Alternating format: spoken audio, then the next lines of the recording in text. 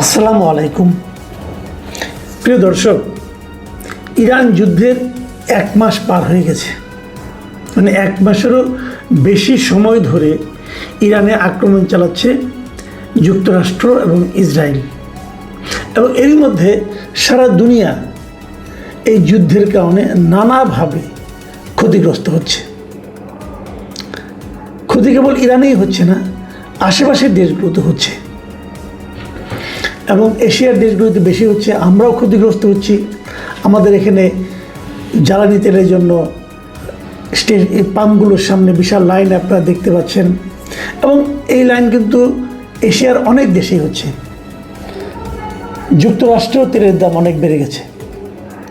মানে আরামে কেউ নেই। কিন্তু এখন যুদ্ধের ফল কি হবে? আমরা একদম শুরু থেকেই বলছিলাম এটা একটা অসম যুদ্ধ। অসম যুদ্ধ এই কারণে যে অস্ত্রশস্ত্রের দিক দিয়ে ইসরায়েল অথবা যুক্তরাষ্ট্র যে কোনো একটা দেশের তুলনাতেও ইরানের অস্ত্রশস্ত্র কম, এবং এই দুটো দেশেরই পারমাণবিক অস্ত্র আছে। ইরানের পারমাণবিক অস্ত্র আছে বলে এখনও কেউ বলেনি, ইরান নিজেও বলেনি, বাট ইরানের পারমাণবিক সরঞ্জাম আছে। কাজে এই যুদ্ধে ইরানের জয়ের সম্ভাবনা কম, এটা যেমন ঠিক, তেমনি আরেকটা বিষয় হলো এই যুদ্ধে যুক্তরাষ্ট্র এবং ইসরায়েল মিলে ইরানকে হয়তো ধ্বংস করতে পারবে, ইরানের ক্ষতি করতে পারবে, কিন্তু ইরানকে জয় করতে পারবে এরকম সম্ভাবনাও কিন্তু যারা নাকি প্রকৃত রাষ্ট্রনায়ক যারা আছেন, রাষ্ট্রনীতি নিয়ে যারা কাজ করেন, সমরবিদ যারা আছেন, তারা কিন্তু সবাই বলেছেন যে ইরানকে জয় করা আসলে প্রায় অসম্ভব। জয় বলতে এটাই বোঝায় যে আপনি উপরে থেকে আকাশ থেকে এসে বোমা ফেললেন, 2-3টা বিল্ডিং ভেঙে গেল, ক্ষতি হলো, কিছু লোক মরল, এটা ক্ষয়ক্ষতি। কিন্তু জয়টা হবে তখন যখন নাকি আপনার সেনাবাহিনী যে দেশটাকে জয় করতে চান সেই দেশের মাটিতে আপনার সেনাবাহিনীর পা পড়বে। এটা হলো জয়ের ঘটনা। তো এখন এই জয়ের আশায় ট্রাম্প এরই মধ্যে প্রায় 3000 সৈন্য কিন্তু মধ্যপ্রাচ্যের দিকে পাঠাচ্ছে, এবং এটা একটা হাস্যকর প্রচেষ্টা। এই জন্য যে এই 3000 সৈন্যকে মোকাবেলা করার জন্য ইরানে প্রায় 10 লাখ সৈন্য আছে। তো এগুলো যা হোক নানা ধরনের কর্মকাণ্ড চলছে, এবং ট্রাম্প যুদ্ধের প্রথম দিন থেকে বলছে আমরা যুদ্ধে জিতে গেছি, এই জিতলাম বলে এই আজকেই দেখবেন কালকেই দেখবেন, এরকম করতে করতে কিন্তু ওনার আজকাল আর গত 1 মাস ধরেই আসছে না। এখন দেখলাম আজকে আবার যে ইসরায়েলের যিনি নেতানিয়াহু আছেন উনি বলতেছেন যে যুদ্ধের অর্ধেক জয় হয়ে গেছে, অর্ধেকেরও বেশি জয় হয়েছে। তার মানে অর্ধেকের বেশি জয় হওয়ার অর্থ কী? তার মানে আরও 1 মাস চলবে। যে যুদ্ধ নাকি ট্রাম্প শুরুতে ভেবেছিলেন যে 3 দিনের মধ্যে শেষ হয়ে যাবে, সেটা এখন 3 মাসেও শেষ হয় কিনা দেখেন। তো এগুলো নিয়ে হিসাব নিকাশও চলছে। অলরেডি ট্রাম্পের লোকজন যারা আছে তারা তো প্রায় প্রতিদিনই ব্রিফিং করেন, এবং ব্রিফিং করতে যে তারা অনেক কিছু বলছেন যে এটা খুব সহজ, আমরা প্রায় জিতে গেছি, ওদের অনেক যন্ত্রপাতি নষ্ট হয়ে গেছে। যেমন আপনার যুক্তরাষ্ট্রের জয়েন্ট চিফ অফ স্টাফ, এই যে চিফ অফ স্টাফের যে চেয়ারম্যান আছেন ড্যান কিং, তিনি একটা বিবৃতি দিয়েছেন কালকে যে গত 30 দিনে ইরানের 11,000-এর বেশি লক্ষ্যবস্তুতে হামলা চালানো হয়েছে, এবং নৌবাহিনীর 150টি জাহাজ ধ্বংস করে দেওয়া হয়েছে। তাহলে এখন ভাবেন, যদি একটা দেশের 11,000-এরও বেশি লক্ষ্যবস্তুতে হামলা চালানো হয়ে থাকে, এবং যদি সেই হামলা সফল হয়ে থাকে, তাহলে তো ওই দেশটার কিছু অবশিষ্ট থাকার কথা না। তাহলে ওই দেশটা পাল্টা আঘাত কীভাবে করছে? এগুলো বাগাড়ম্বর আছে, কোনো সন্দেহ নাই। এই যুক্তরাষ্ট্রের প্রতিরক্ষা মন্ত্রী যিনি আছেন তিনি আবার বলতেছেন যে ইরান উনিও গতকালকে দেখলাম ব্রিফিং করেছেন, এবং সেই ব্রিফিং উনি বলতেছেন যে ইরান যদি ডোনাল্ড ট্রাম্পের সঙ্গে চুক্তিতে না আসে তাহলে যুক্তরাষ্ট্র সেখানে আরও জোরালো অভিযান চালাবে। তার মানে এগুলো হুমকির পর্যায়ে যেন আছে মনে হচ্ছে এইগুলি। এবং উনি আবার প্রেসিডেন্টের খুব প্রশংসা করছেন যে তার মধ্যে প্রেসিডেন্ট ডোনাল্ড ট্রাম্প এমন সব কাজ করছেন যা এর আগে অন্য কোনো প্রেসিডেন্ট করার সাহস দেখাননি। এই হলো গিয়ে ঘটনা।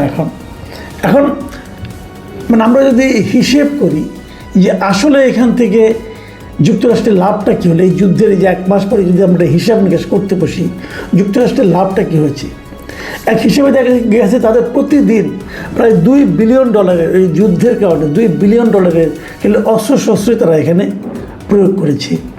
এবং এরই মধ্যে আপনারা জানেন যে পেন্টাগন কিন্তু অলরেডি গভর্নমেন্টের কাছে আরও $200 বিলিয়ন চেয়েছে যে যুদ্ধের ব্যয়কে নির্বাহ করার জন্য। এবং এই যে বিপুল অর্থ ব্যয় হচ্ছে তার প্রতিক্রিয়া কিন্তু অভ্যন্তরীণভাবে যুক্তরাষ্ট্রে পড়েছে। 29 তারিখে বিশাল একটা সারা দেশে মানে বিশাল একটা ক্যাম্পেইন হয়েছে যে নো কিংস, একটা ক্যাম্প ওরা আগেও করেছিল একবার, এবার একটা আরও বিশাল। এবং সেই তার ভিডিও কিন্তু আমরা দেখতে পেয়েছি তারা ট্রাম্পের সমালোচনা কীভাবে করছে। এবং এটা দেখার পর যারা যুক্তরাষ্ট্রে যারা রাজনীতি সচেতন ব্যক্তি আছেন, যারা রাজনীতি বিশ্লেষক আছেন, তারা এটাও বলছেন যে সামনে যে মধ্যবর্তী নির্বাচনটা আছে যুক্তরাষ্ট্রে, সেখানে এই সমস্ত ঘটনা প্রবাহ রিপাবলিকানদের জন্য বড় একটা ক্ষতির কারণ হয়ে দাঁড়াবে। এবং আগামী যে কংগ্রেস হবে সেই কংগ্রেসে হয়তো রিপাবলিকানদের এখনও তো তাদের প্রাধান্য আছে, এটা হয়তো অনেক কমে যেতে পারে। এগুলো বলছে লোকে, কী হবে বলা বড় কঠিন। তবে ওখানকার জিনিসপত্রের দাম বেড়ে গেছে, মানুষের মধ্যে এক ধরনের বিতৃষ্ণা, বিরক্তি চলে এসেছে ট্রাম্পের উপর। আমরা যদি সব মিলিয়ে ভাবি যে 1 মাস পরে আসলে কি হলো, প্রথমে ভেবেছিল যুক্তরাষ্ট্র তারা ইরানকে দখল করে নেবে, এখন দেখা যাচ্ছে তারা বোধহয় লক্ষ্য চেঞ্জ করেছে, এখন তারা হরমুজ প্রণালী দখল করতে চায়। ইরান নিয়ে তারা মাথায় কামাচ্ছে না। এই হরমুজ প্রণালী নিজেদের দখলে আনতে না পারার কারণে ট্রাম্প কতটা বিরক্ত হয়েছেন তার একটা নমুনা দেখা গেল যে ওনার যে ট্রুথ সোশ্যাল আছে নিজের মালিকানাধীন, উনি আবার অন্যগুলো ব্যবহার করেন না, সেখানে কিন্তু উনি এই ইউরোপিয়ান দেশগুলোর উপর, ন্যাটোর উপর খুব ন্যাটোভুক্ত যে দেশগুলো আছে তাদের উপর খুব ক্ষেপে গেছে। ক্ষেপে যে তিনি লিখেছেন যে আমরা তাদের কাউকে সাহায্য করব না, এখন আপনাদের যদি ওখান থেকে তেল আনতে হয় তাহলে আপনাদের নিজেদের আনতে হবে। মানে উনি বেসিক্যালি যুক্তরাজ্য, তারপরে আপনার এই ফ্রান্স, এই সমস্ত দেশের উপর ওনার খুব ঝেড়েছেন আর কি। এবং উনি লিখেছেন নিজেদের লড়াই নিজেদেরই শিখতে হবে, যুক্তরাষ্ট্র আর সাহায্য করতে সেখানে থাকবে না, যেমন তোমরা আমাদের জন্য ছিলে না। মানে যুক্তরাষ্ট্র কিন্তু হরমুজ প্রণালীকে দখলে নেওয়ার জন্য এই ইউরোপিয়ান কান্ট্রিগুলির কাছে হেল্প চেয়েছিল, এবং ইউরোপিয়ান এই কান্ট্রিগুলি বলেছিল এটা আমাদের যুদ্ধ না, এটা আপনার কাজ আপনি করেন। মোটামুটি খেপা। এবং সেখানে উনি আবার নিচের দিকে উনি যে পোস্ট যেটা দিয়েছেন, তো নিচের দিকে উনি লিখেছেন এই যে নিজেদের তেল নিজেরাই সংগ্রহ করুন, মানে যুক্তরাষ্ট্র তাদেরকে হেল্প করবে না। যাই হোক, এরকম হুমকি টুমকি দেওয়াতে ইউরোপিয়ান কান্ট্রিগুলো কতটুকু ব্যথিত হয়েছে অথবা আতঙ্কিত হয়েছে এটা বড় কঠিন, কারণ তারা এটা নিয়ে কোনো পাত্তাই দেয়নি। বরঞ্চ আমেরিকা থেকে ইসরায়েলের দিকে একটা সামরিক সরঞ্জাম বোঝায় একটা বিমান, একাধিক বিমান যুক্তরাষ্ট্রে পাঠাতে চেয়েছিল। সেই বিমানগুলো ফ্রান্সের আকাশের উপর দিয়ে যাবে এটা ফ্রান্স অনুমোদন করেনি। ফ্রান্স বলেছে যে অস্ত্রবাহী এই বিমানগুলো, এই প্লেনগুলো আমাদের আকাশের উপর দিয়ে যেতে পারবে না। এটাও কিন্তু ট্রাম্পের জন্য একটা মানে বড় ধরনের আঘাত, এবং ট্রাম্প অপমানিত বোধ করছেন। এবং ট্রাম্প বলেছেন যে এটা ফ্রান্স খুবই তাদের প্রতি অসহায়ক আচরণ করেছে। এবং তারপরে উনি পোস্টটা এমনভাবে শেষ করেছেন, লিখেছেন যে যুক্তরাষ্ট্র এটা মনে রাখবে। মানে মোটামুটি এলোমেলো আচরণ কিন্তু ট্রাম্প শুরু করেছে। এবং ট্রাম্প কিন্তু যাদের কাছ থেকে আগে বিনা বাক্যবে সমর্থন পেতেন তারাও কিন্তু ট্রাম্পকে এখন আর সমর্থন করছে না।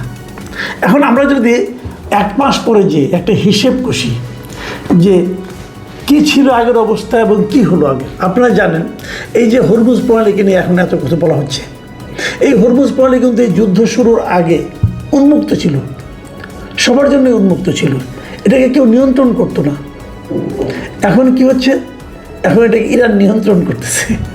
বলা হচ্ছে ইরান নাকি এখান থেকে এখন টোল তুলবে, এবং যদি প্রতি ব্যারেলে যদি $1 করে টোল তারা নেওয়া শুরু করে তাহলে তো ইরানের এই যুদ্ধের খরচ উঠে যাবে এখনই, খুব একটা ক্ষতি ইরানের কিন্তু হবে না। তার মানে যে জিনিসটা আগে ওপেন ছিল সেই জিনিসটা এখন কিন্তু কন্ট্রোল বাই ইরান হচ্ছে, ইরান এটাকে এখন কন্ট্রোল করা শুরু করেছে। এই হলো যুক্তরাষ্ট্রের লাভ। আগে যুদ্ধের আগে ইরানের তেল যাতে পৃথিবীর অন্য কেউ কিনতে না পারে সে ব্যাপারে যুক্তরাষ্ট্রের এক ধরনের নিষেধাজ্ঞা ছিল যে কেউ ইরানের তেল কিনতে পারবে না, কিনলে তোমার উপরে আমি খেপে যাবো, অমুক হবো তমুক হবো। কিন্তু সেই নিষেধাজ্ঞা কিন্তু এই যুদ্ধের কারণে যুক্তরাষ্ট্র কিন্তু তুলে নিয়েছে। তাহলে যুক্তরাষ্ট্রের লাভটা কী হলো? আবার ধরেন ইরান আগে কি বলতো যে আমরা পারমাণবিক অস্ত্র বানাচ্ছি না, ওনাদের কাছে পারমাণবিক সরঞ্জাম ছিল কিন্তু ওনাদের অস্ত্র তারা বানাচ্ছিলেন না। এবং এটা নিয়ে আন্তর্জাতিক যা নাকি পারমাণবিক সংস্থা আছে তারা এসে চেক করে গেছে, ভিজিট করে গেছে, এবং তারাও বলেছে তাদের কাছে ইউরেনিয়াম আছে, বাট তারা সেটা অস্ত্র বানাচ্ছে না। ইরান বলছিল আমরা কখনোই বানাবো না বলেছিল। যুদ্ধের পর কি হলো? যুদ্ধের পর ইরান ঘোষণা করলো আমরা এখন পারমাণবিক অস্ত্র বানাবো। তার মানে আগে যেখানে ছিল সেখান থেকে কিন্তু যুক্তরাষ্ট্রের জন্য বিষয়টা কিন্তু আরও খারাপের দিকে গেল। আপনারা জানেন যে এই মধ্যপ্রাচ্যের বিভিন্ন দেশে, কাতার, বাহরাইন, অথবা আপনার এই আরও যদি গালফ যে কান্ট্রিগুলো, ইউএই, এগুলোতে যুক্তরাষ্ট্রের অনেক সামরিক স্থাপনা ছিল, বেজ ছিল। হ্যাঁ, এখানে রাডার সম্বলিত অনেক বেজ ছিল, অনেক বড় বড় অস্ত্র ছিল। এগুলো ছিল যুক্তরাষ্ট্রের একটা সম্পদ এই অর্থে যে এগুলো দিয়েই কিন্তু তারা পুরো এলাকাটাকে মনিটরিং করতে পারতো, পুরো এলাকাটাকে নিয়ন্ত্রণ প্রতিষ্ঠা করতে পারতো। এগুলো যুক্তরাষ্ট্রের সম্পদগুলো, সেই যে সম্পদগুলো সেগুলো এখন যুক্তরাষ্ট্রের জন্য মাথা ব্যথার কারণ হয়ে দাঁড়িয়েছে। কারণ ইরান কিন্তু বেছে বেছে এগুলোর উপরে অ্যাটাক করছে। এখন যুক্তরাষ্ট্রের জন্য এটা হলো একটা মাথা ব্যথা। আর যুক্তরাষ্ট্রের অভ্যন্তরে যে ঝামেলাগুলো হতো, যে ট্রাম্প ক্ষমতায় আসার পর তাদের যে মূল্যস্ফীতিটা ছিল সেটা কিন্তু নিম্নগামী ছিল। এখন সেই মূল্যস্ফীতি বাড়তে শুরু করেছে, মানে ঊর্ধ্বগামী হচ্ছে। তো ট্রাম্প পেলেনটা কি? সবচেয়ে বড় কথা, ট্রাম্পের সরাসরি যেটা অর্জন আমি বলবো সেটা হলো সারা দুনিয়ায় এই নির্বাচনের আগেও কিন্তু প্রথমবার নির্বাচনের পরে এইবার দ্বিতীয়বার নির্বাচনের আগে তার একটা ইমেজ ছিল যে উনি যুদ্ধ থামান, যুদ্ধ করেন না। উনি নিজেও বলতেন, উনি নোবেল শান্তি পুরস্কারও চেয়েছিলেন এই জন্য যে উনি শান্তির জন্য অনেক কাজ করছেন, যুদ্ধ উনি থামান। কিন্তু তার সেই মানে আপনার যুদ্ধ বিরোধী যে ইমেজটা ছিল সেটা একেবারেই ধ্বংস হয়ে গেছে। এখন উনি যুক্তরাষ্ট্রের সবচেয়ে যুদ্ধবাজ প্রেসিডেন্ট হিসাবে অলরেডি খ্যাতি পেয়ে গেছেন। তার পাগলামি বেড়ে গেছে, তাকে নিয়ে প্রতিনিয়ত মিমস হচ্ছে, ট্রল হচ্ছে, এগুলো আমরা দেখছি। এবং কেউ কেউ দেখলাম তাকে হিটলারের সঙ্গে তুলনা করছে। এখন সবশেষ প্রশ্ন হলো যে এরকম লেজে গোবরের অবস্থায় যুক্তরাষ্ট্রকে তাহলে তাদের জয়টাকে নিশ্চিত করার জন্য, অনেকে বলছেন এই ধরনের কথা বলছেন, যে জয়টাকে নিশ্চিত করার জন্য ট্রাম্প হয়তো বা ইরানে তার পারমাণবিক বোমাও কিন্তু ফেলতে পারে। এ ধরনের আশঙ্কা আদৌ আছে কি না যুক্তিগ্রাহ্যভাবে চিন্তা করলে থাকার কথা না। এই কারণে যদি ইরানে পারমাণবিক বোমা ফেলেন উনি, তাহলে তার প্রতিক্রিয়া কিন্তু এই সৌদি আরব অথবা ওমান এই সমস্ত দেশের উপরে কিন্তু পড়বে, এবং মধ্যপ্রাচ্যের অন্যান্য অনেক দেশের উপরে কিন্তু পড়বে। কারণ পারমাণবিক তেজস্ক্রিয়া যেটা আছে সেটা কিন্তু খালি এক জায়গায় সীমাবদ্ধ থাকে না, এটা কিন্তু ছড়িয়ে পড়ে। তো এই সমস্ত মিত্র দেশগুলো তারা সেটা কি মেনে নেবে কি না, এটা নিয়েও কিন্তু একটা ঝামেলা আছে। কিন্তু সেটা যে তারা করবে এই ধরনের সম্ভাবনা একটু কম। কিন্তু অনেকে মনে করছেন যুক্তরাষ্ট্র এমনও হতে পারে ইসরায়েলের মাধ্যমে এটা ফেলতে পারেন। এখন কী হবে এটা বলা বড় কঠিন। তবে যা কিছুই হোক না কেন, যুক্তরাষ্ট্র বলেন, ইরান বলেন, ইসরায়েল বলেন, এমনকি সারা দুনিয়া